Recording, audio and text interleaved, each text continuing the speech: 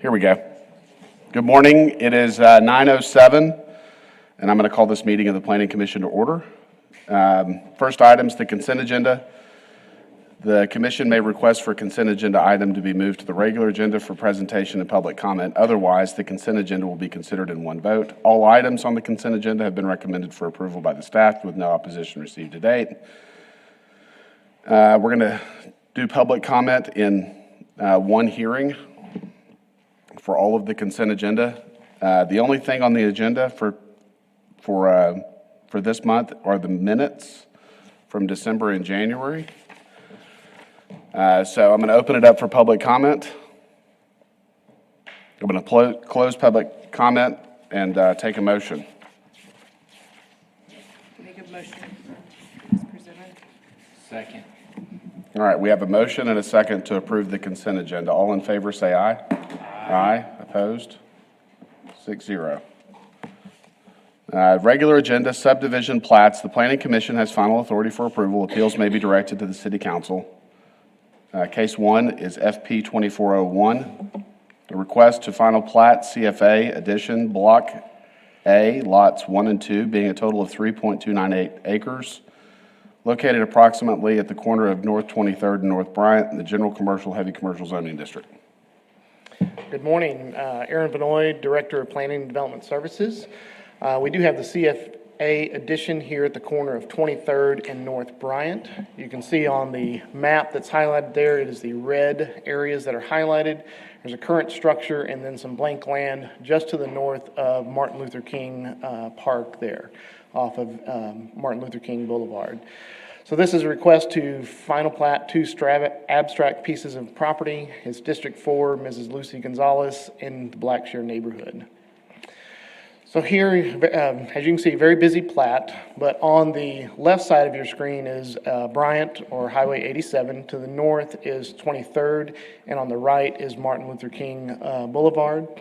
And so if you look at that, there's kind of a dotted line right in the middle that is for the separation between the two lots right through there. So lot 1 is on this side and lot 2 is on this side.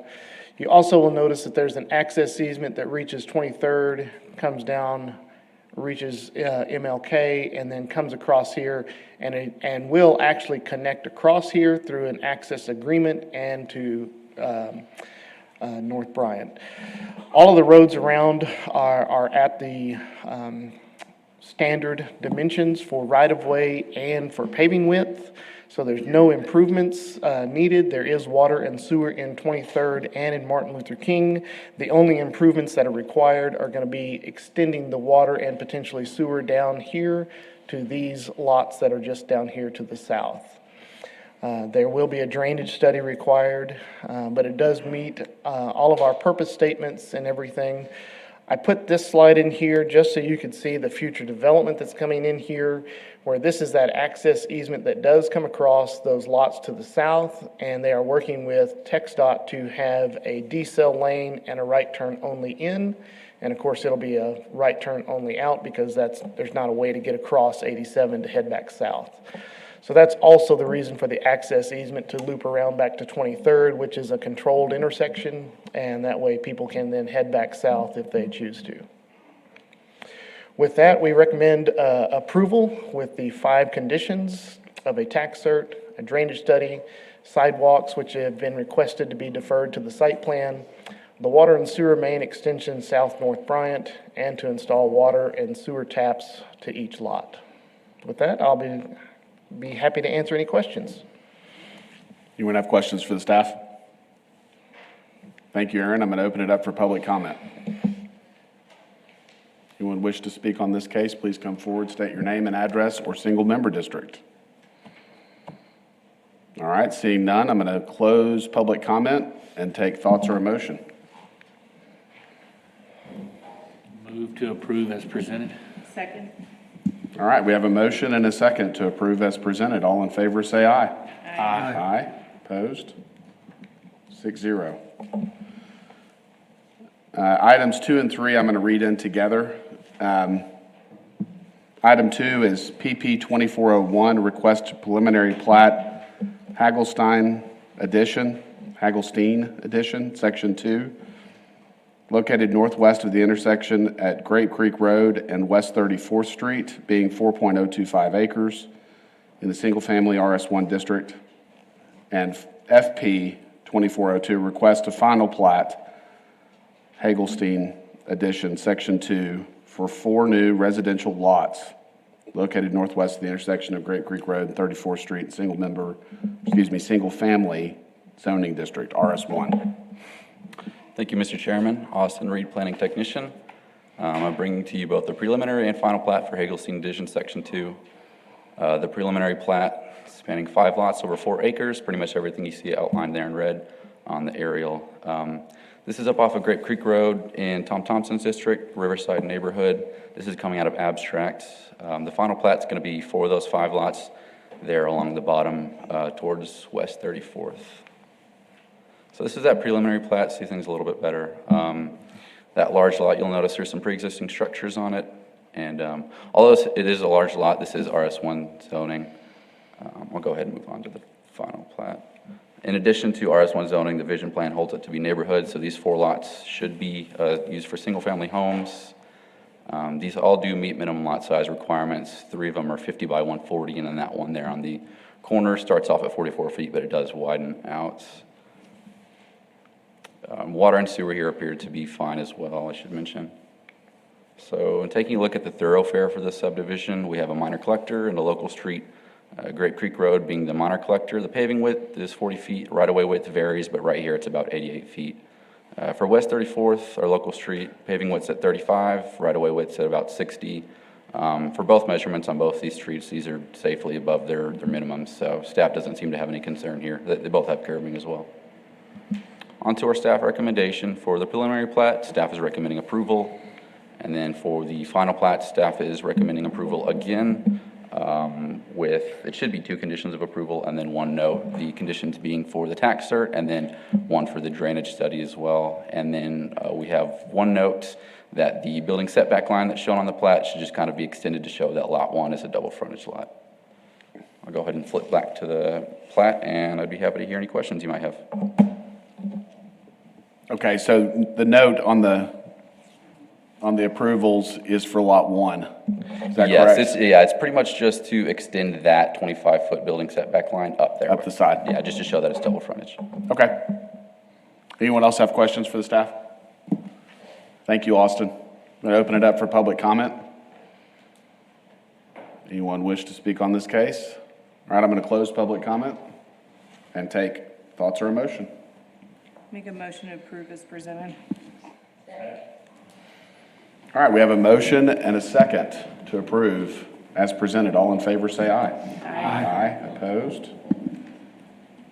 6-0 on both. Item 4, FP 2403, request for final plat of the Palms, Section 5, located at North Hillside Drive in the RS1 zoning district. A variance request from Section 93A1 for direct and abutting access to a public right-of-way. Good morning, Ray Lineberry, planner. This is the Palms, Section 5. The final plat is 2.933 acres in RS1 zoning. It's off of Hillside Drive, and the district is Tommy Hebert and Nasworthy neighborhood. I tried to take a bigger picture to show all of Hillside Drive because the variance request is I'm gonna move, okay. Lot 12 does not abut an actual street, it's an access easement. So their variance request is to have lots 12 and half of 13 not abut an actual street. So let me go back, hold on. So I took a more picture to show. So they're talking these lots right here. Because Hillside Drive is down here, there's an access easement before their new road will start.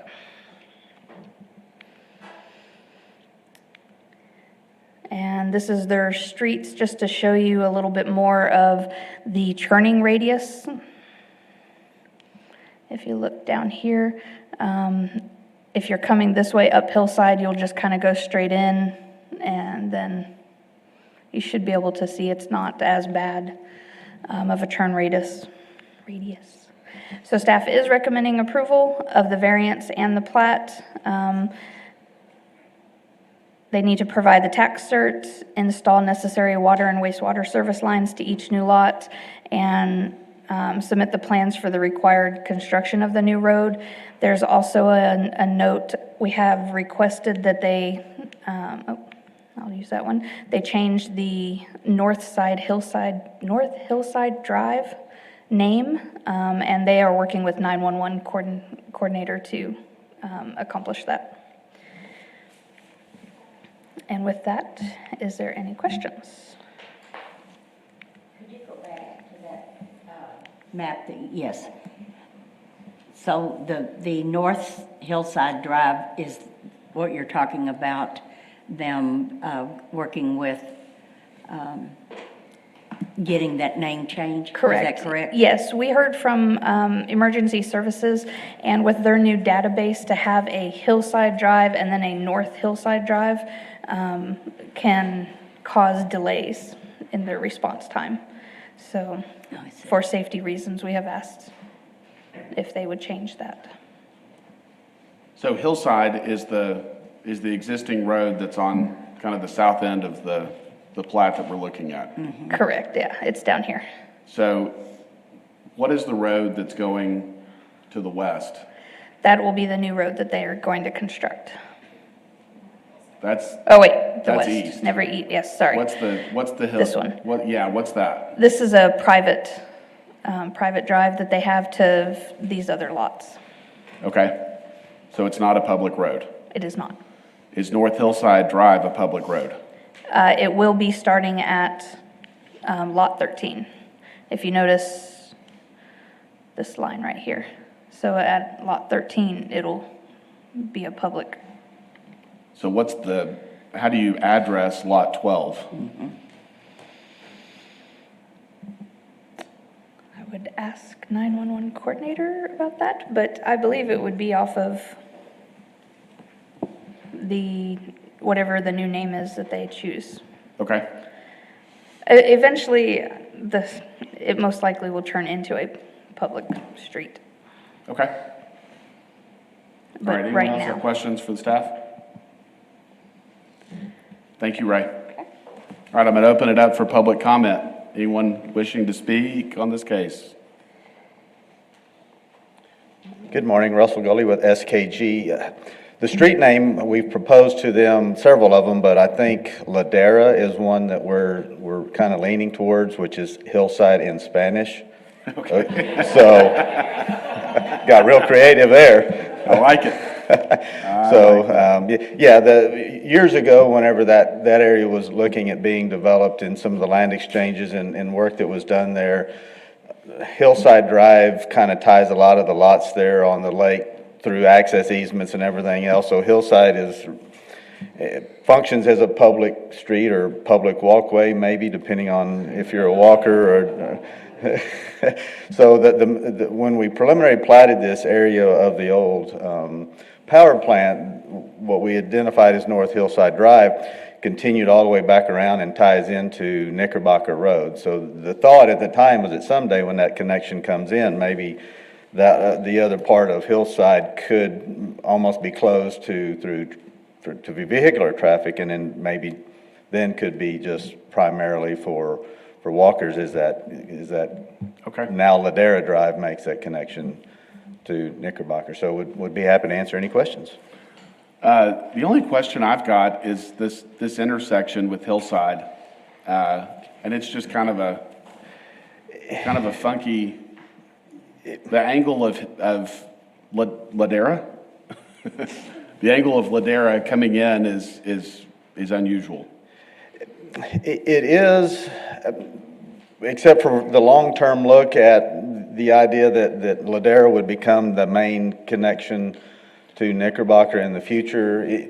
If you look at the way Hillside Drive comes in the topography there, where the existing, I guess, private drive makes the turn and goes back west to those existing lots. Yes, sir. There's a pretty wide open maneuvering area there, so if someone is coming along Hillside from the east, it may make for a little bit of a tight turn there, but we're substantially wide with our pavement Okay. through that area, so when you take into, if you look at it, we kind of have, it's a 40-foot street there for what Ladera would be, plus kind of the radius, plus the existing hillside. It really makes it's a radius and a big wide turn there. So even if from a fire protection standpoint, a fire truck could maneuver that with, they require a 28-foot inside radius, so they could maneuver that even with Okay. emergency Perfect. vehicles responding to that. Okay. Anyone have questions for Russell? Thank you, Mr. Gully. Thank you. Anyone else wish to speak on this case? I'm going to close public comment and take thoughts or a motion.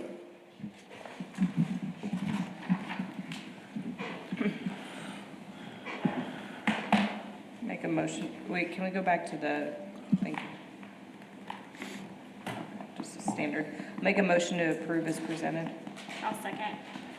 All right, we have a motion and a second to approve as presented. All in favor, say aye. Aye. Aye. Opposed? 6-0.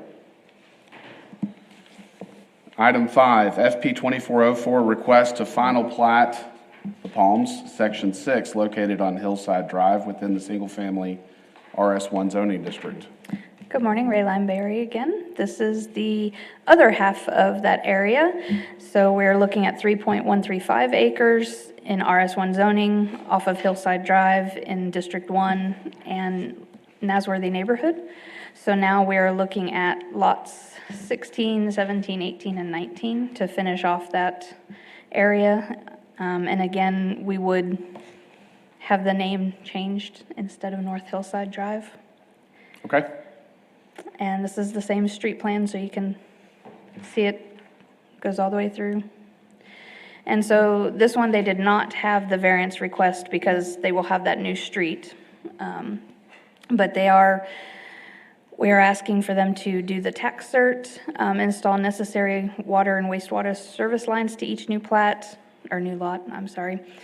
Submit plans for the new road, and then we are going to change item number 4. Instead of doing the quitclaim deed for lot 20, we would like them to either remove it from the plat or list it as unbuildable. All right, could you go back to the plat? So if you notice, 20 is On the down south end. here.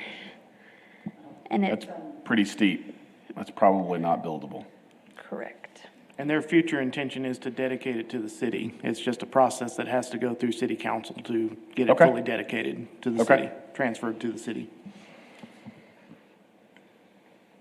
All right, With that, any questions? no questions? Thank you, Ray. Going to open this one up for public comment. Russell with SKG. So for lot 20, the developer's open either way, as you indicated. The terrain gets fairly steep, kind of going back up that hill, but it's also too narrow, or not deep enough, I guess you could say. So the idea would be, is lot 20 potentially just gift deeding, however that lot to the city.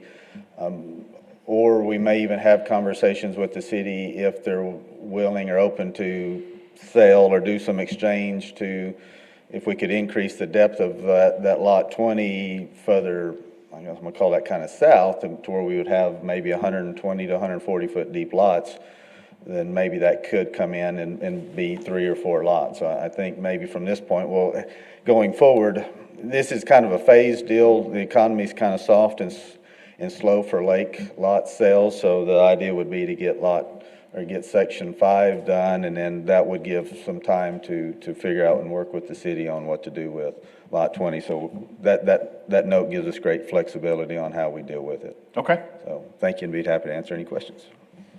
thank you, Russell. Anyone else wish to speak on this case? All right, I'm going to close public comment and take thoughts or a motion.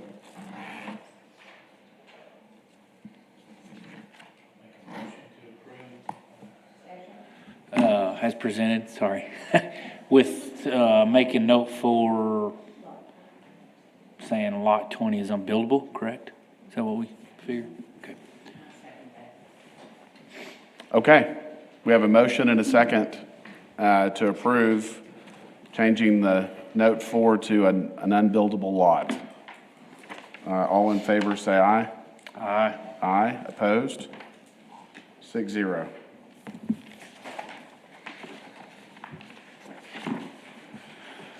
All right, conditional uses. The Planning Commission has final authority for approval of conditional uses. Appeals may be directed to the City Council. Item 1, CU 2401, request for approval of a conditional use to allow short-term rental located at 239 Robin Hood Trail in a RS1 zoning district. Good morning, Ray Lineberry again. This is an STR, first one for 24. Just kidding. This is a request for short-term rental with RS1 zoning, District 5, Karen Hesse Smith in the Bluffs neighborhood. This is the map of the Bluffs neighborhood, and we do have one that is active, the green in the top right corner.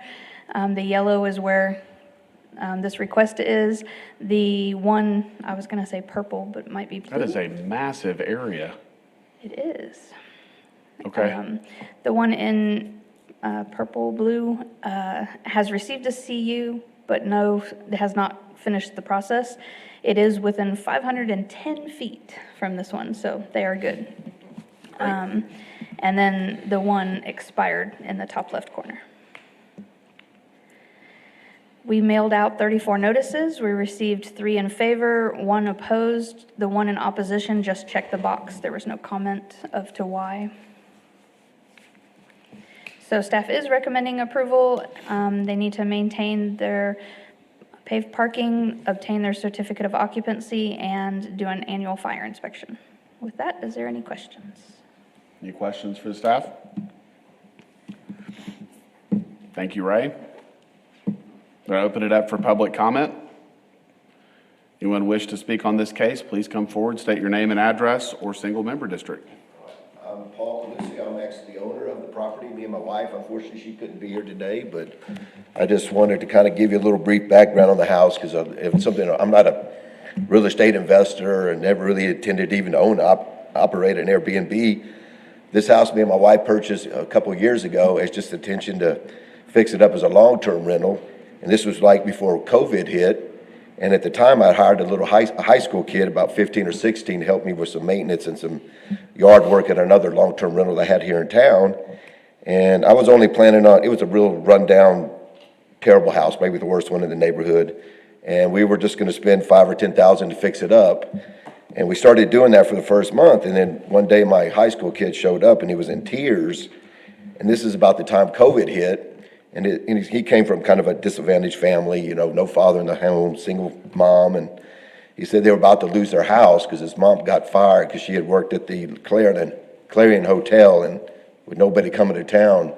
And he was the only source of income. And he was like, I need to do something. And so instead of me just fixing this house and having him working on the weekends, I did what I could. And I put him to work full time because he was at that time just, you know, not going to school full time because they were working remotely. And through the able to make this an Airbnb, I was able to help that family out with giving him extra hours. And now operating as Airbnb has allowed me to pay back a whole lot more money that I had to put into it to make it as nice enough to make it an Airbnb. So I just wanted to say thank you so much for approving the property. If you approved it, I'm not sure, but if you do, that's great. That's a little background history. You know, I don't you know, I'm not a rich person or anything like that, and this really does help me and my wife out, you know, operating these properties as Airbnbs. So I wanted to thank everybody for their time and consideration. Thank you, sir. You're very welcome. Thank you. Thank you for listening to me, too. Anyone else wish to speak on this case? All right, I'm going to close public comment and take a motion. Make a motion to approve as presented. Okay, we have a motion and a second to approve as presented. All in favor, say aye. Aye. Aye. Opposed? 6-0. CU 2402, Request for approval of a conditional use to allow short-term rental located at 224 Bird Street in a RS1 zoning district. Good morning, Ray Lineberry again. And this one is for short-term rental and RS1 zoning, District 3, Harry Thomas at Fort Concho neighborhood. Oh, I forgot a map.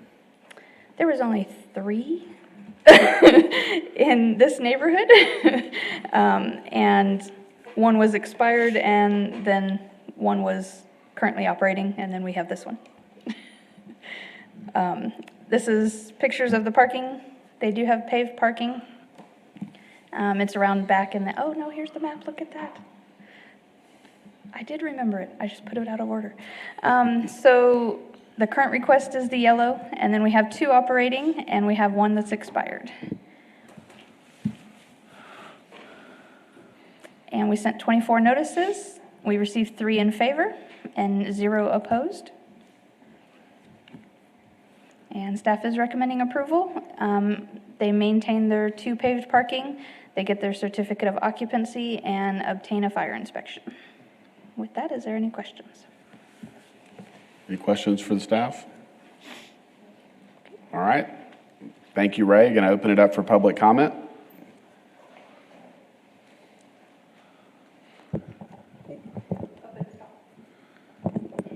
My name's Jesse McMillan. I'm with 224 Bird Street. This is our first Airbnb, but we want to become a big presence in these meetings. With the parking in the back, we actually took down the fence. I'm going to go finish it today, actually. But we're moving it into the yard so that there will be parking off the street. We're going to put a light post there at the fence and then also a security camera. We just ask that y'all approve it for us because this is our first one and we're so excited, but thank you. Great. Thank you. All right. Anyone else wish to speak on this case? I'm going to close public comment and take thoughts or a motion.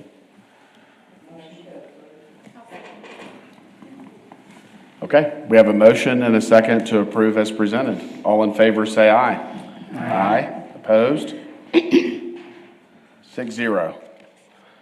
Okay, next item is C on the agenda, discussion items for direction and possible action. Item 1 is the CBD expansion discussion and direction.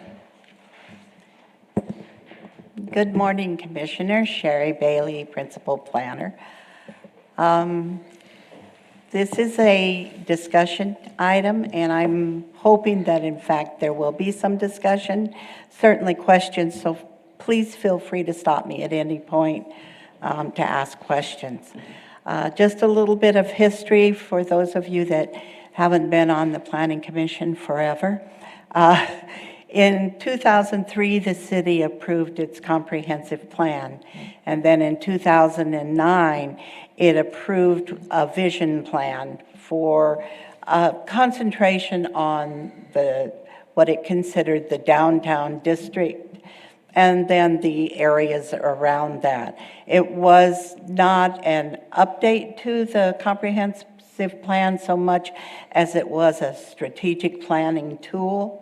It laid out some guidelines, it laid out some suggestions, it covered the need for particularly this large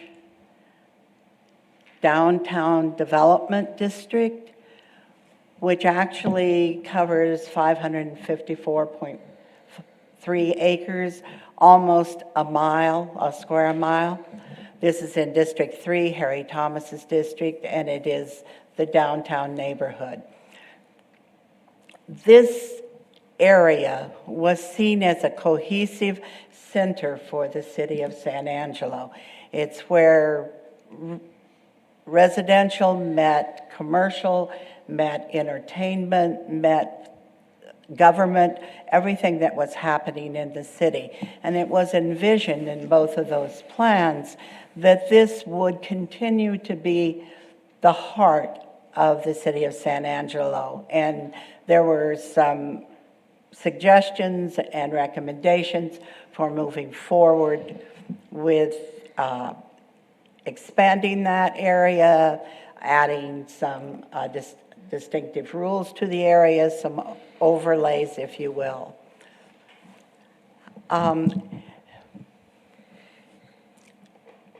In phase one, it's actually backwards, so let me skip over here.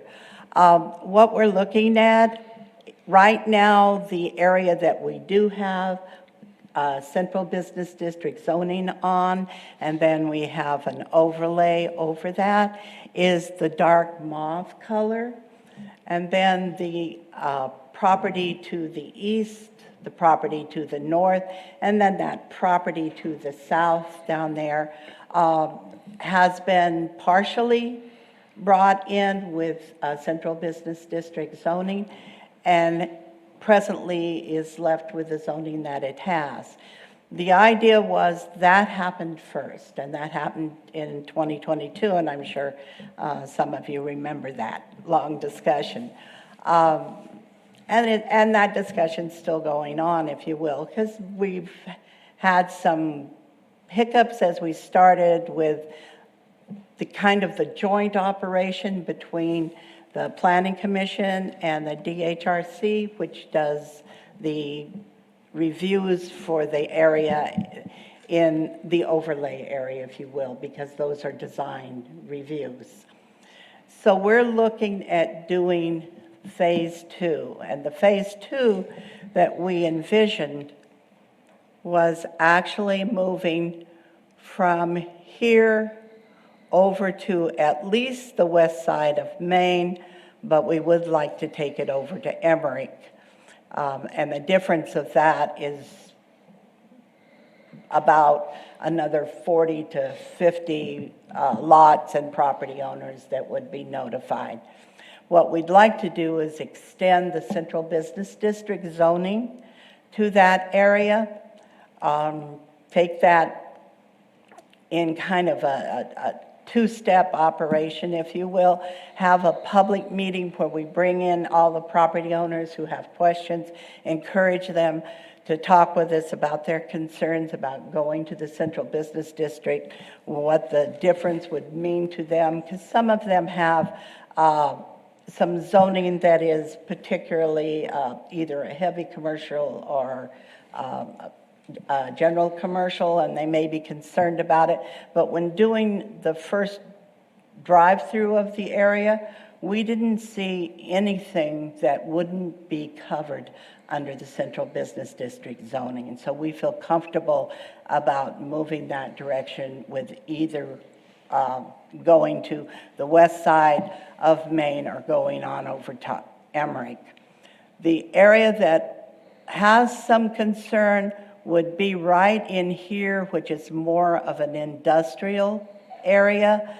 And so we're thinking that we would probably leave that area out and include it in the 4th Street through 6th Street kind of industrial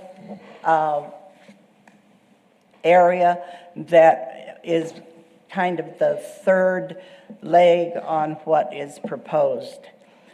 Then the second leg would be down here to finish off this area over to this side and bring that in with central business district, commercial type of zoning in that area.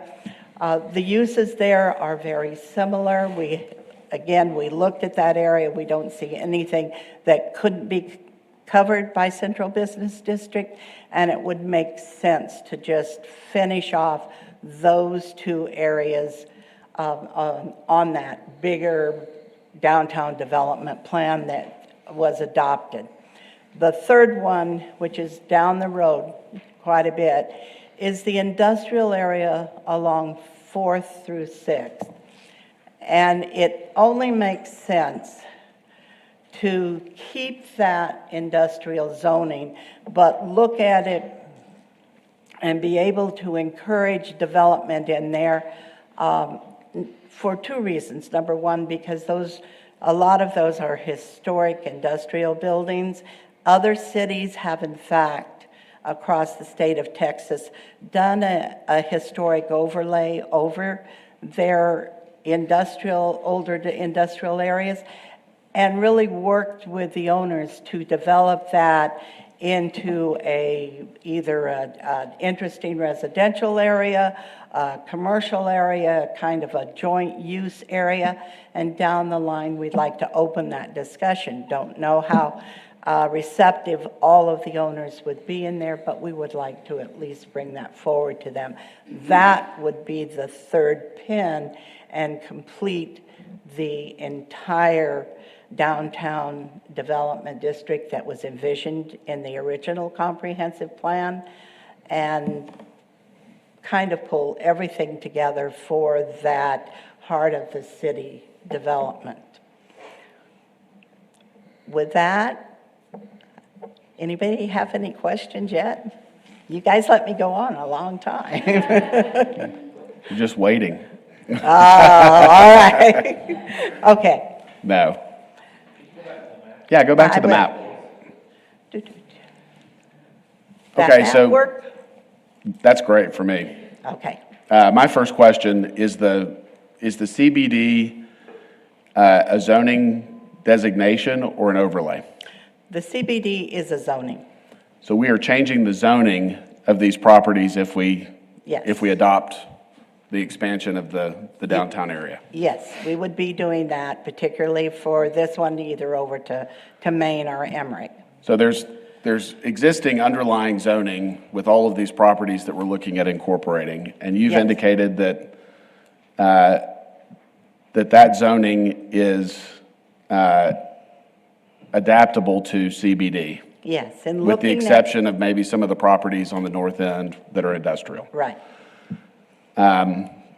So if someone, let's say it's residential, you've talked about, well, let me go back. yes, Anything that's in the CBD goes before DHRC? no. No, okay. The What central what goes business, before DHRC? if we do an overlay, anything that we did an overlay for, if it was a historic piece of property, would go to DHRC. But that's not what you're asking for. Not You're at asking this to point. change the zoning, What right? yes, what I'm asking for is to change the zoning.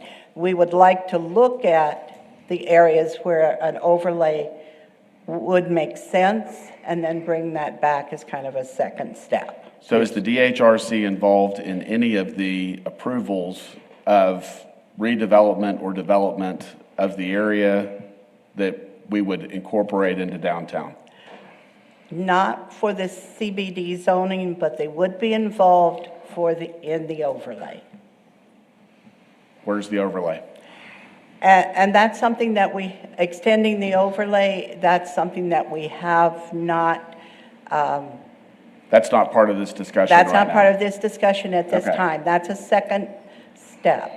And depending on the feedback that we get from all of the property owners and what they want to do, and how much of that area is historic and needs to be preserved, we'll determine it. Yeah, are you following where I'm going with this?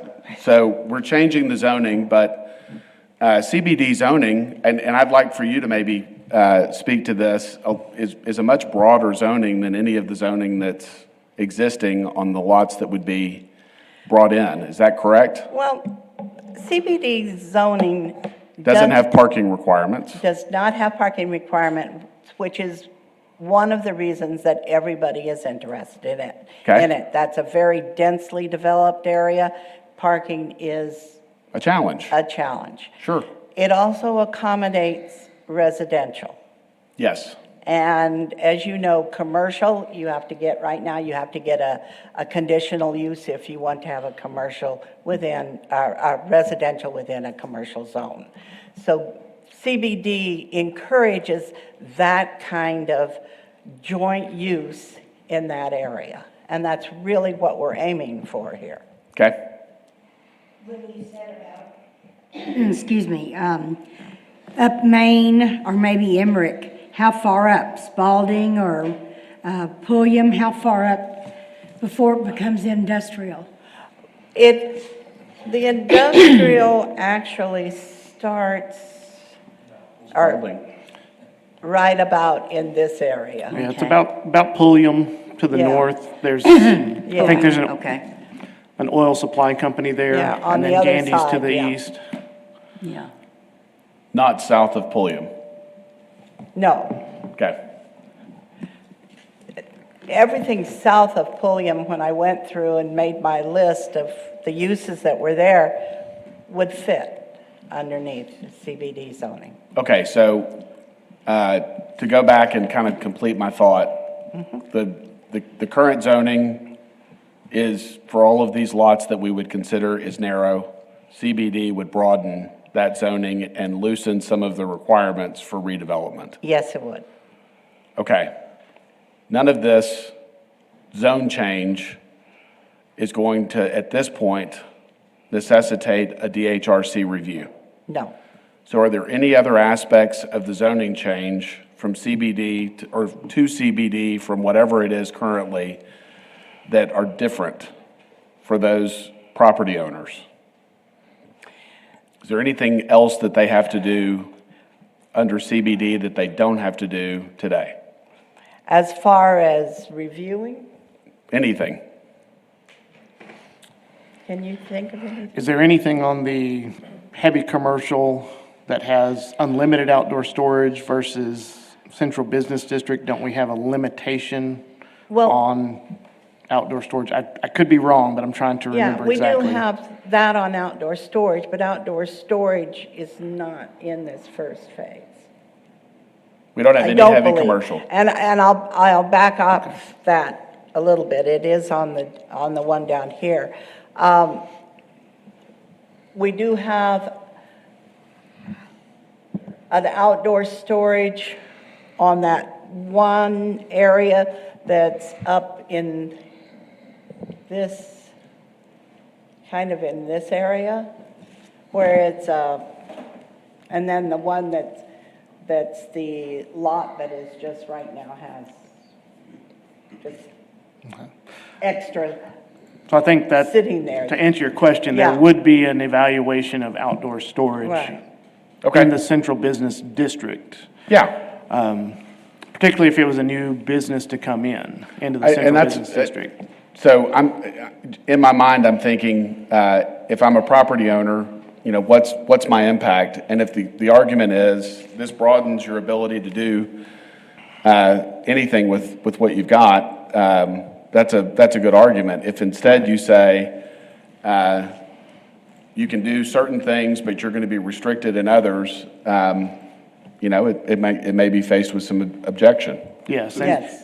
Specific question is, what does CBD restrict? Yes, Put more restriction on than is currently, so in this case, outdoor storage Outdoor would have storage more is- restriction. Right. There are several areas that would have less restriction, like parking and all that, but what are the ones that would have more? Right. And is there anything other than outdoor storage? I can't think of I can't think anything of right anything. offhand. If you look back in where we had the expansion to what we called the kind of the north, just south of the warehouse district. Yes. There's Palmer Feed and there was a couple of contractor yards that were outdoor storage yards, basically. Yes. And so we chose to exclude them from including them in the central business district because it'd make them non-conforming. And that was. Okay. We didn't want to do that. And so as we do that evaluation, and Sherry and the rest of the staff are really kind of asking, do we evaluate just past Central Freshman Campus and kind of do a line up to Pulliam and come south? Or do we go to Emmerich and come south down, you know, do we stop at Maine? That's kind of what we're saying. All right, do you want us to evaluate those properties, see which ones, come back to you and say, all right, well, these would be non-conforming, these are conforming, here's what the benefits are, here's what the cons are, that's what we're asking for the next steps. to expand it? Yeah. Because I mean, I know like it's Texaco Star Stop, Regal Oil, they're right north of Pulliam. Right. They have a lot of Right. outdoor storage, and that's Right. the Yeah. industrial area. Yeah. Right. But I'm trying to, and there's nothing south of there. Yeah. That's nothing more than just And stores or. today is not a rezoning request. This is just a No. discussion for you Discussion. guys to give us some Started right- information. Yeah, and I'd like it to go on to Emmerich instead of stopping right at Maine. That's my thought. I agree. You need to get both sides of Main Street. Yeah. Okay. I think it'd be really interesting to, the study would really help. I mean, Just to make sure there's nothing that's Yeah. real crazy. They're like Palmer's. Exactly. You know, Palmer sits right in the middle of that area, but it's Right. an outlier. And there are older businesses over there that some of them I'm not familiar with. So the areas you guys are looking at today, Sherry, are east, expanding east to Expanding potentially east. Main Street? To Main Street or Emmerich? We'd like Or to go to Yeah, Emmerich, yeah. I'm sorry, Emmerich, yes. Right. Both sides of Main Street. Both sides. Up to Pulliam. Okay, not the northern end, that's the warehouse district. No, I in this- think those areas need to be handled separately, yes. Okay, and then on the southern end?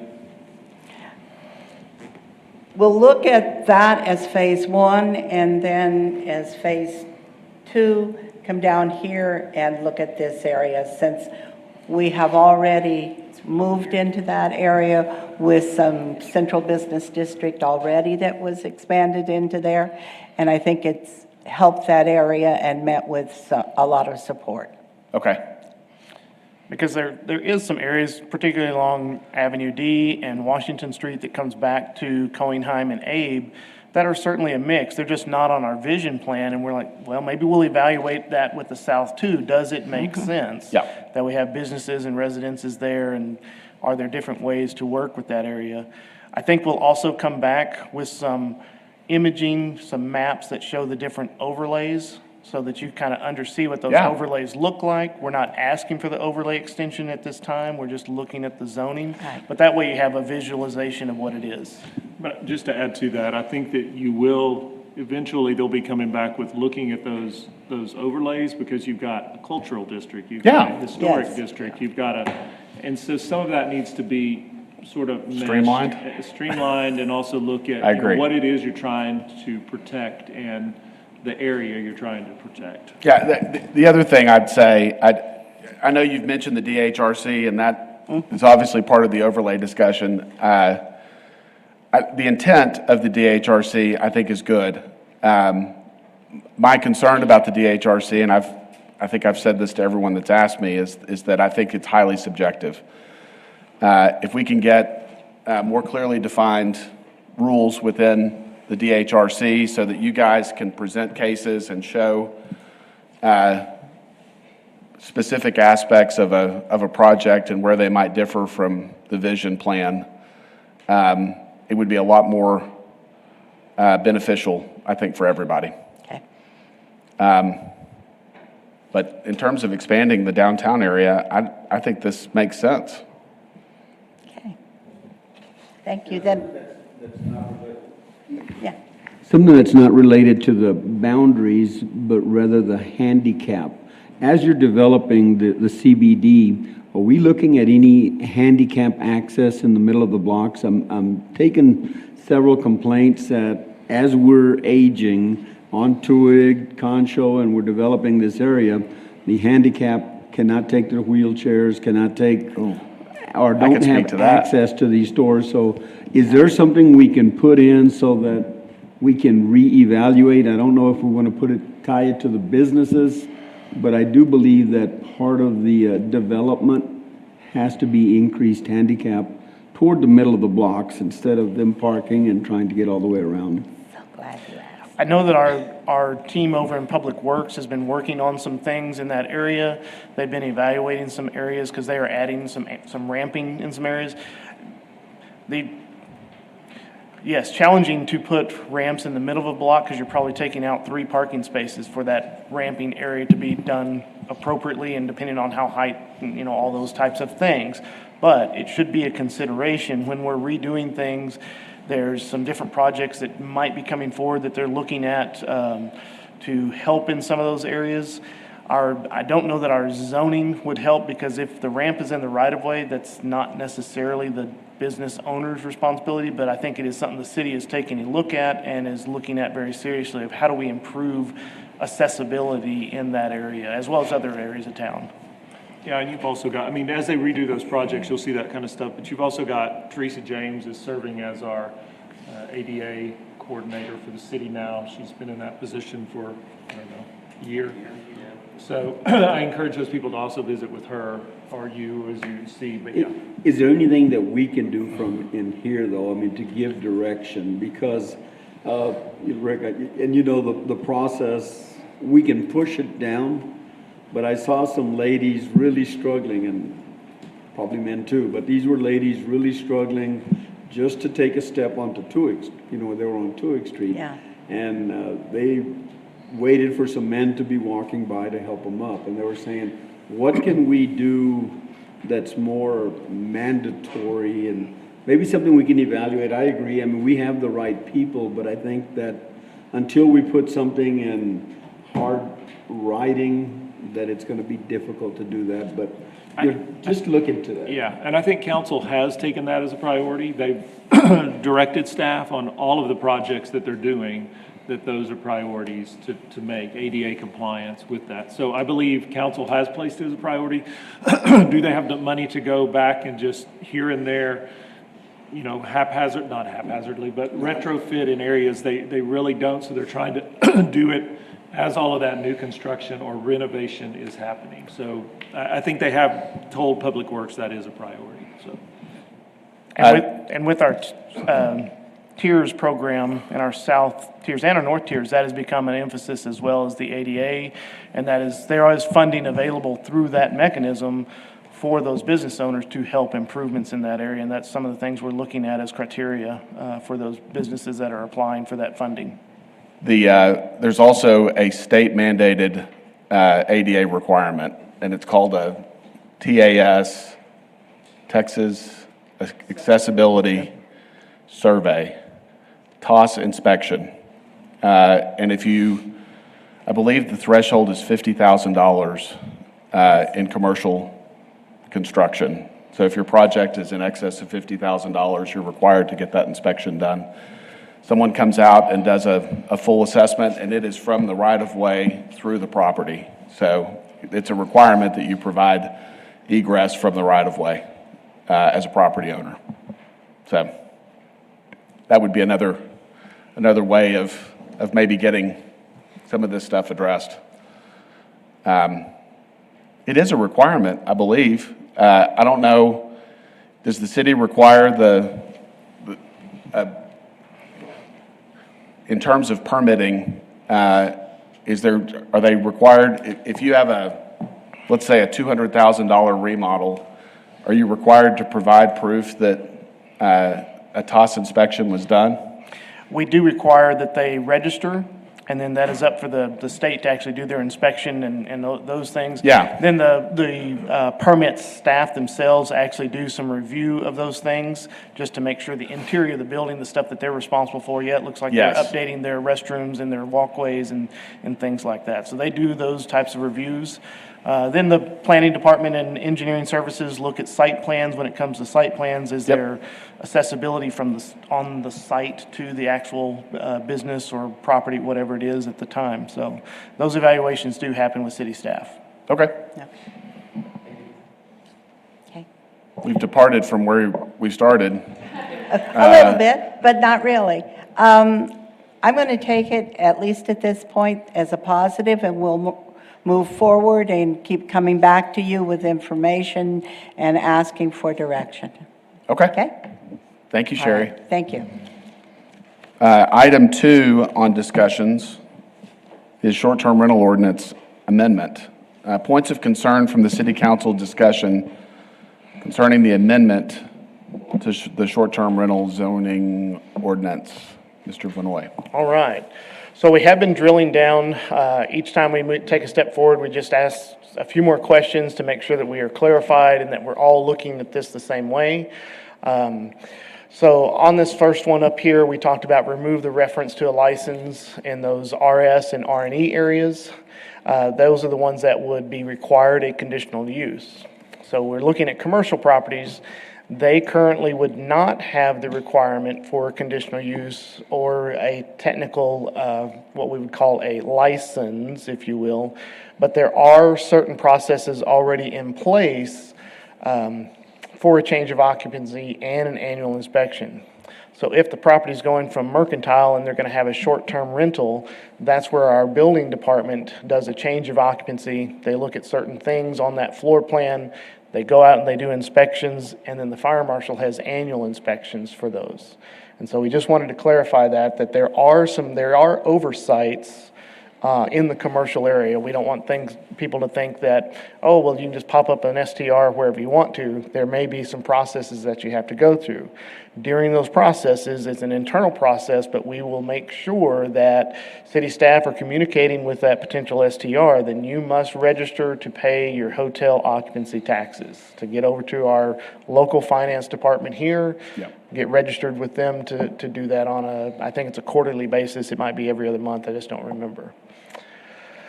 So we still have the rewording of the expiration. We still have the short-term rental 500 feet in those RS and R&E districts and certain planned development zoning districts if they have a residential base zoning. This one would be about the schools.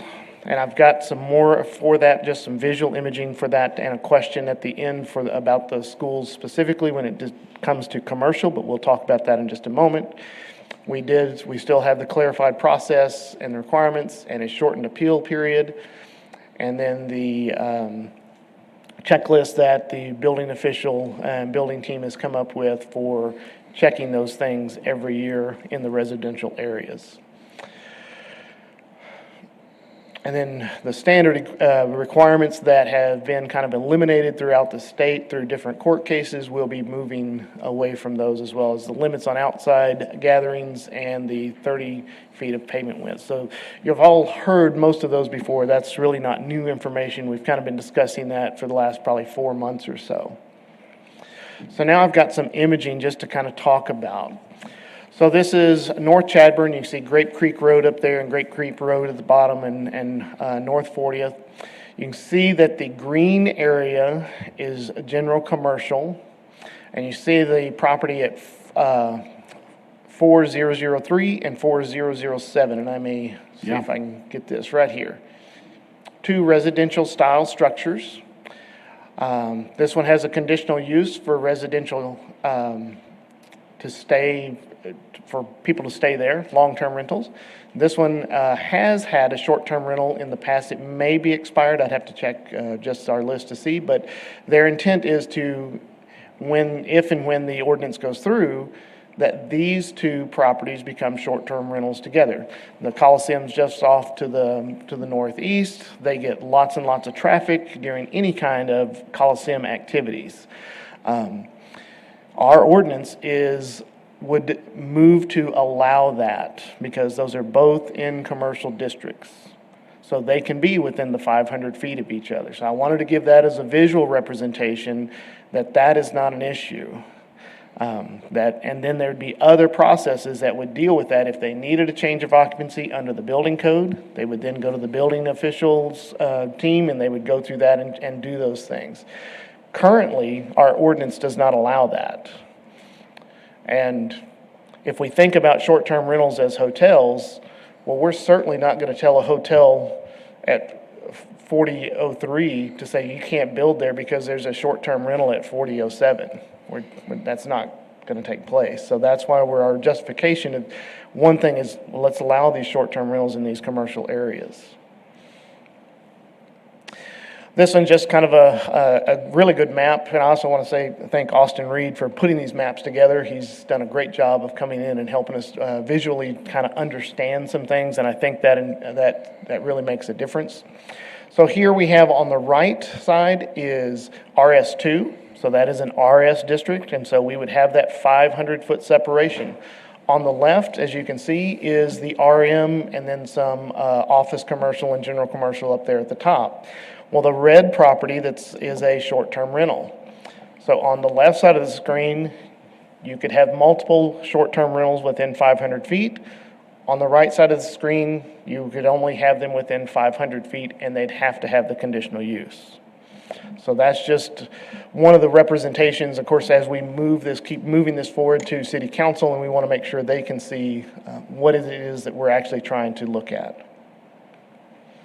Yeah, before you go, come back. No, let's move on. So this is an RM zoned area that was developed as single family. It does that look, it correct? does appear that way, that there is a lot of single-family structures in that area. It is zoned low-rise multifamily, which allows all the way from single-family to Yes. multifamily. Yes. Usually the lots are more narrow, usually it's more dense, and there can be more properties through there. Okay. So my question, and I'm sorry to bring this kind of back up again, but remind me sort of the intention of the 500 feet. I mean, just obviously to not have a whole neighborhood full of short-term rentals. I mean, it's just basically, so, and this is really probably a question for you. Is this something that other cities are doing? Is it something that has been blessed? Have we seen this brought up in court cases? So I think we're actually maybe the only city doing distance limitations. I think most are going to like a percentage of neighborhoods. Okay. And we actually brought that up in a training, and of all the people there, we were the only ones doing the limits. As far as court cases, the biggest one I can think of talked about limiting the number of licenses that you would issue, and I think that's kind of what we're doing, but I don't think they address distance limitations specifically. And my question stems from kind of like what Trinidad said earlier. I've had a couple people come and ask, like, well, how do you figure that? And I can see in what the city council brought up, it's conveying to people how that's being measured and that kind of thing. But I think we discussed this already too. But the issue with, if you're 500 feet from me and I'm denied because of only that distance, then what does that look like for the renewal process if you're not? I mean, right? And so I guess maybe I'm just sort of, this 500 feet thing has me a little The 500 worried feet thing about it. is, I understand the intention, but I wanted to make sure Yes. I did understand the intention before I. the 500 feet restriction, which is why city staff kind of initially said we would recommend against that. Right. It is very dependent on enforcement and staff heavy. Right, yeah. And that is that's very another- challenging to do unless you have lots of complaints, and we have not had that historically so far. And so, all because there's this imaginary zoning line that says, okay, well, you're RS zoning and you're RM zoning, we're saying, well, RM zoning historically has been more dense and would allow more movement of people in and out, where a single-family residential is just those families coming in and out. And trying to limit or protect those single-family homes in some way of having that 500-foot buffer. Right. Where over here, you could have 3 or 4 in a row and would not be an issue, but you couldn't have that in the RS zoning districts or the Aaron, RNE. just to clarify on that, so the ones where you can have multis right beside each other, that 500 foot does not extend over into the other zoning, is that correct? That's correct. So that wouldn't affect, just to make it clear. You could have if one put a across the street. Circle around that red block, whatever goes into the pink area doesn't affect someone in the pink area from having a spot right beside them. It Right. doesn't overlap. That could get confusing, but I think that was the intent, because if it overlaps, it's unfair to one or the other, because you have multiple in the yellow that would affect And I one think being. one of the questions I was asked was, well, if there's one 500 feet, so I buy this property, I decide I'm gonna request a conditional use, and I'm told that there's one 500 feet away. Does that completely deny my ability to apply? See, and that's where I think we have the trouble with the renewal process, or the process of kind of, as you mentioned, enforcement is, so that means I am denied, basically, the ability to use my property as I want, as I see fit, based on somebody else complying with rules, right? And how am I notified, that this person is or isn't renewing? I mean, do I just have to, I guess I'm just thinking this sounds really, really messy. Trying to do the renewal process once Once a year. Same time, every year. So it's Yeah, not that's part of the staggered changes. out. So that would help in that right, situation. and I remember us talking about that a Right. little Yeah, bit, and I think, But it still doesn't yeah. solve it completely, but it And I- helps. That way your staff at that one time, as well as, you should have a pretty good list of what's already out there. They're gonna renew in January, whatever. And I guess my other But- question to that is, so if I can't apply, so say I'm denied, I see that one is, have 500 feet, right? So I don't even have an application to submit, so I can't appeal being denied, right? Right. Right. The plus side about it being once a year, the same time on the application renewal, is you should be able to It's easier say, for the staff to okay, there's manage." already one here. But what Yes. I'm I shouldn't saying- buy this house to do it. Well, You know what I'm saying? yes, And that's been right. the problem. They No bought doubt, it, not without realizing there knowing. was one within 5. But the other issue with that is I'm gonna use the term license, although that's not what we're Yeah. calling it. When this, The approval, right, is only one portion of complying with the regulation. correct. So just because I have one 500 feet away that has been, quote, approved, and they're due Doesn't mean it's for, being operated. exactly, and that's the part that I think is unfair, is that, Well, where do that's- you, And that's where we changed our stuff, that we could revoke that license Okay. if they're not showing that they're actively using it as a short-term rental and paying those hotel occupancy taxes. There's other reasons to revoke, but that's Right, one of the okay. reasons. Now, again, that's enforcement heavy. right, That's enforcement heavy. It's very challenging to do that. But so far, that's our direction from what we're thinking our Okay. community will want and live with. And that's the challenge of trying to figure that out, to put that blanket out there on the entire community of how is this going to affect those properties? but it would really be me as a person who says, this person 500 feet away, I, as the property owner, would have to come probably do my homework and make that complaint. And then, gosh, yikes. Aaron, has there been a study as to eliminate the 500 and go back to the percentages? I know we started with the 500, and there was probably very good reason, very good thoughts. But is it time to relook based on what we know today? Or have we decided that this is the road we're going to stay on? But, to the point that you're bringing, they're excellent points.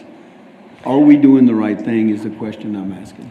well, I can and I just may- talk to that a second, because I was on the committee that sat and deliberated to begin with STRs, and the 500 feet came in major discussion mainly from Nasworthy and party houses Right. on the lake, and the neighbors just were in hysterical arms about that.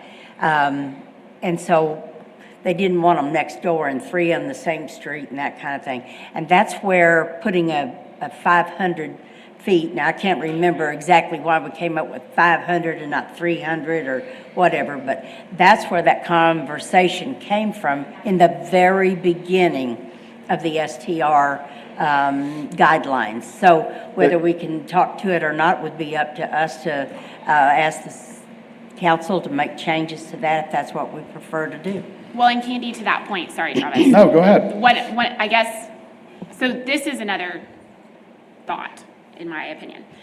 So the gentleman today and this young man that both of you guys that talked about, I'm not pro or anti or anything. I think it is a case-by-case basis, right? But that 500 feet limits that case-by-case basis.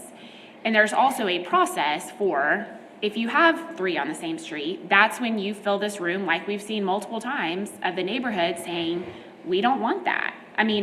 Do you get what I'm saying? I think I do. that's what makes me nervous. And the thing is, too, is there are neighborhoods out by the Coliseum or by Angelo State that probably the neighborhoods would benefit from investors like we saw today coming in and making those properties better, too. So I guess I see the point of it. And again, I'm new here, and as I'm sitting here and learning more and whatnot, I'm starting to kind of say, whoa, because I get, there is a process for saying, we don't want that short-term rental in our neighborhood. So to me, it's, you put it on the neighborhood to speak up and say, this is our expectation, versus the city limiting someone's use of their private property. The, Essentially. the opposition to short-term rentals, and to Candy's point, during those discussions, a lot of Lake Nasworthy folks had very loud voices in that discussion. But it's not just Lake Nasworthy. There are other parts of the community, other citizens. And one of the big arguments that they make is that short-term rentals are a business. It's a going concern. It's different than a long-term rental. And you're putting businesses in our neighborhoods that are supposed to be residences. You're eroding the beauty and the character of our neighborhoods by allowing these businesses to come in. Personally, what I've seen with short-term rentals is largely good. It's an investment in properties that are typically dilapidated and need some work. As I've said before, a short-term rental is not going to rent unless it looks good. It has to be furnished. You've got people that are going into these residences on a regular basis, so the improvements are maintained to a high standard. Personally, I'd rather have a short-term rental as a next-door neighbor than a long-term rental. But I also understand the opposition within our community, and I guess I'm kind of hopeful that in time, after seeing years of operating history, and as Trinidad said, you know, we don't have a lot of folks come in and complain about the short-term rental down the street that they were upset about that we approved. We don't have people coming in and saying there are keg parties at the short-term rental. We need to revoke the license. So I agree with you that it may not be considered really fair to put a 500 limit. But I see why, I mean, Yeah, I mean, The yellow, we don't have a 500-foot. we do not. And that was the other point I wanted to clarify with Aaron. So the ordinance that we've written and that you're proposing to the city council is really restrictive on the single-family RS zoning designations. There are no commercial zoning designations that are part of this short-term policy. Except for zone change. I would say that's correct. Now, when we get to schools, there'll be a question about schools versus commercial, but as this slide would represent, if you're in RM1, RM2, or a commercial district, we would not require the conditional use process. Where if you're in the RS districts or R&E, you would go through the conditional use process that gives that annual review. Yep. Right now, it would transition to staff unless staff says, there's a reason to revoke this, let's bring that to planning commission, and then citizens have that come and say, no, we've had these issues, multiple issues, and that's part of the review that staff does to bring that forward to you as let's look at this one for revocation or not. So I agree with this idea that we exclude commercial because in any aspect where you have commercial zoning that allows a hotel, how could you restrict short-term rentals any differently? Yeah. Well, and like this slide, the yellow's closer to downtown, which is getting closer to business. That's understandable. That's your buffer zone in between a residential. Right. Or a full-fledged residence. So I don't have a problem even with that scenario, you know. Yep. Out of curiosity, Brandon, on the call or the meeting that you guys attended, and they were looking at a percentage base, how wide was the vicinity of, you know, like, was it a mile radius, or was it like broken down by, how was that broken down? Just out of Ray, I may curiosity. need your help on this one, because she actually attended that meeting and brought it back to us for discussion. But, yeah, I mean, it was by neighborhood, I think, but how did they determine what the neighborhood? Yeah, it was by neighborhood. Whatever the city decided as a neighborhood, they then looked at the total number of houses that they had and then did a percentage, like 30% is allowed. Because I didn't know if it would be, because like, for instance, Santa Rita is such a big area, but if it made more sense, like, if you were to look at it as a percentage base, to break it down by addition, you know, because that addition is obviously a much smaller percentage than the general neighborhood. Maybe Just as an idea, can you go back to my slide of one of the neighborhoods? Okay. So I'm gonna go back to her. The one example. Like this, the Fort Concho. Or Fort Concho. Yeah, Fort Concho. Massive.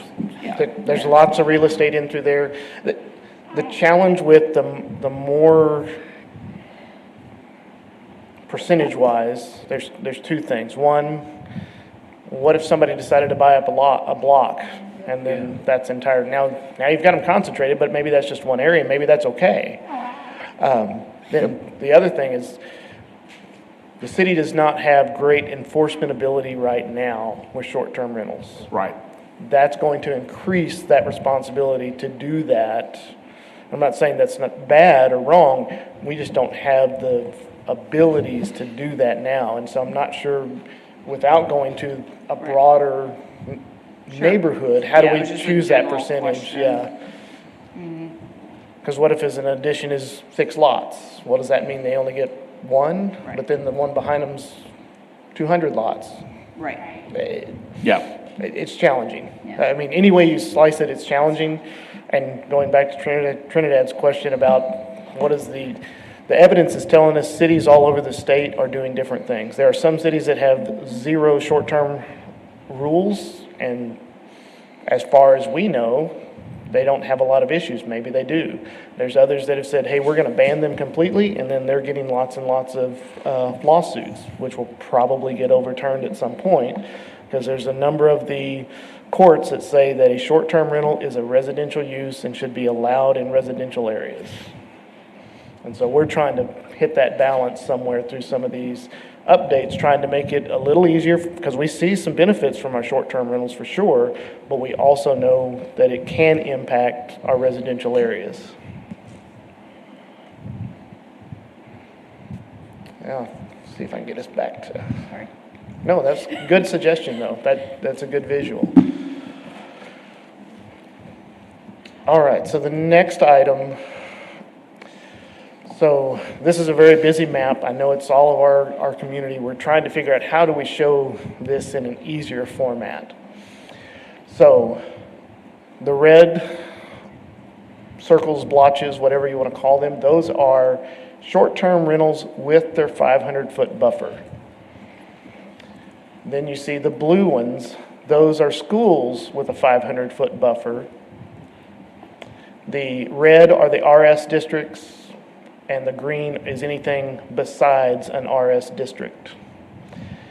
So you can see some areas that if we move forward with the schools also having the 500-foot buffer, particularly in commercial areas, then you're going to restrict some commercial properties from having a potential short-term rental.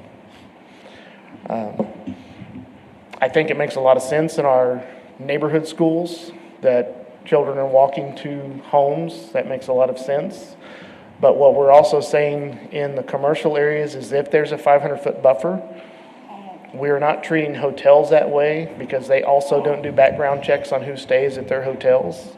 But we're going to say if you have a short-term rental, we're kind of have that maybe at that expectation.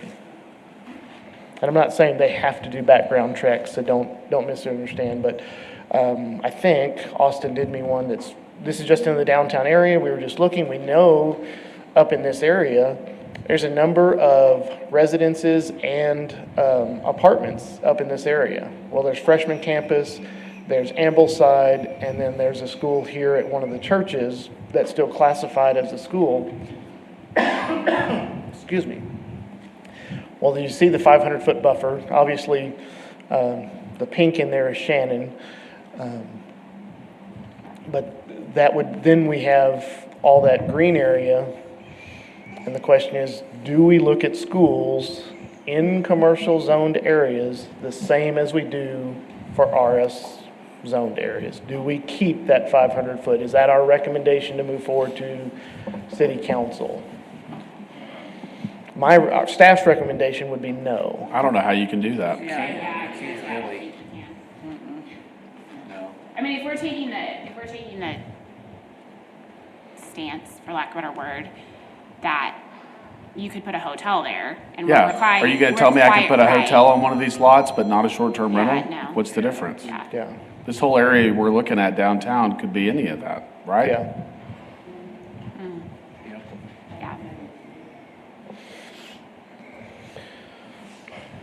I think the other issue with that is, I mean, you said this is by Shannon, right? Where I'm thinking. Yeah, okay, I like believe Central Freshman north of Campus, Shannon. right? Yeah. Okay. Yeah, I believe that property Shannon Yeah, right I mean, there think is, about. this is the cactus right there for Right. reference, if you need, I mean, Think that's the about the cactus. survey, I mean, how many people do we know that in terms of short-term rentals are looking at nurses, I mean, Yeah. and Yeah.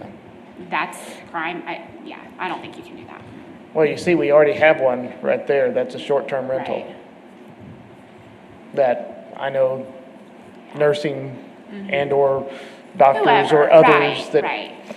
And rent that again, I out. also think you gotta think those areas that are commercial use that's what we're promoting. I mean, from an economic development standpoint too, I'm assuming, so, yeah, no. And I'll go back to the big overview.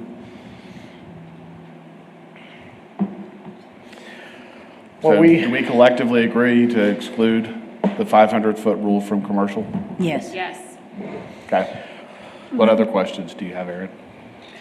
I'm hoping none. The real question is, what other questions do y'all feel comfortable moving forward with what we're gonna potentially propose, as this is our ordinance moving forward?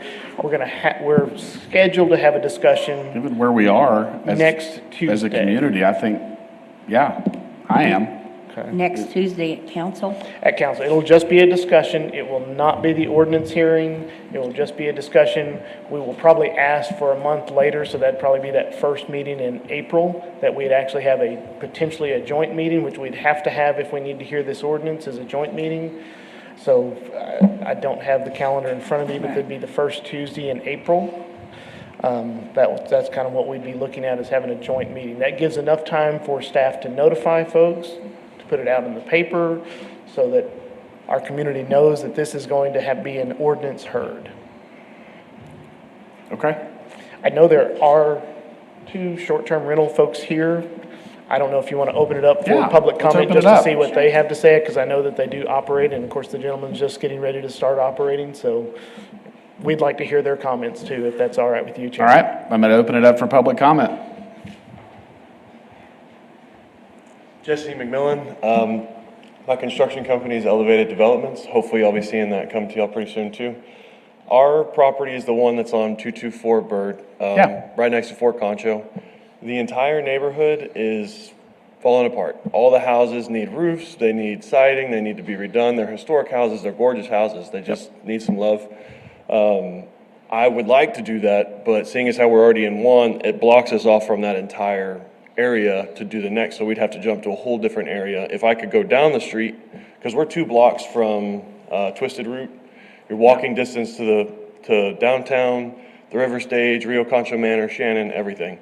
So if we were able to go down that street and continue to update and bring up that neighborhood, we would love to. That's kind of why we put our feet in that area first. Sure. To start there, because we'd like to start getting those properties, knowing that this was a possibility that this would change. I mean, I know it's all over the place as far as the ruling for that, but that's something that we were wanting to do. So you would be in favor of removing the 500-foot separation? Most definitely. Okay. Because it would definitely, I mean, in my opinion, I think it would help the neighborhood too, because Sure. it's all, You're going in and cleaning up yes. properties yes. that otherwise are just going to sit there. Yeah, and there are a couple that are vacant or for sale or have squatters in them already that I don't know who owns them, but they're not listed for sale, so not sure what the situation is there. But if I could come in and get them and fix them up, I would be more than willing. And eventually, I don't know how to do so. Haven't got to that point in my career yet, but I would love to try and acquire or help with the remodel of the downtown area as well, some of the historic buildings, and kind of get into that as well. That's kind of where I want to be headed, but this is the stepping stones to that. So, Okay. But that's my opinion on it. There's a lot of different properties that I've seen, or we stay in short-term rentals all the time, and there's been a couple places where we'll go for a wedding, and we have a big family that travels all at once, and we'll rent 4 STRs right next to each other, and it's a great experience because we're all right here, but we've got our own house. Yes. So, in those kinds of situations, it's nice. It's specifically downtown. But otherwise, yes, I think that removing the 500-foot rule would be good, not necessarily only for me, but for multiple people and neighborhoods specifically. Okay. Thank you. Thank you.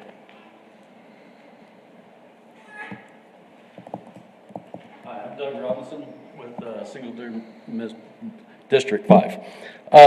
So the 500-foot rule, I mean, that's been going on when y'all did it to first. That was just something y'all came up with. That wasn't, okay, 500 feet's going to keep noise away from this other people. That's just something that's, and me, if I've been affected twice now by the 500-foot rule.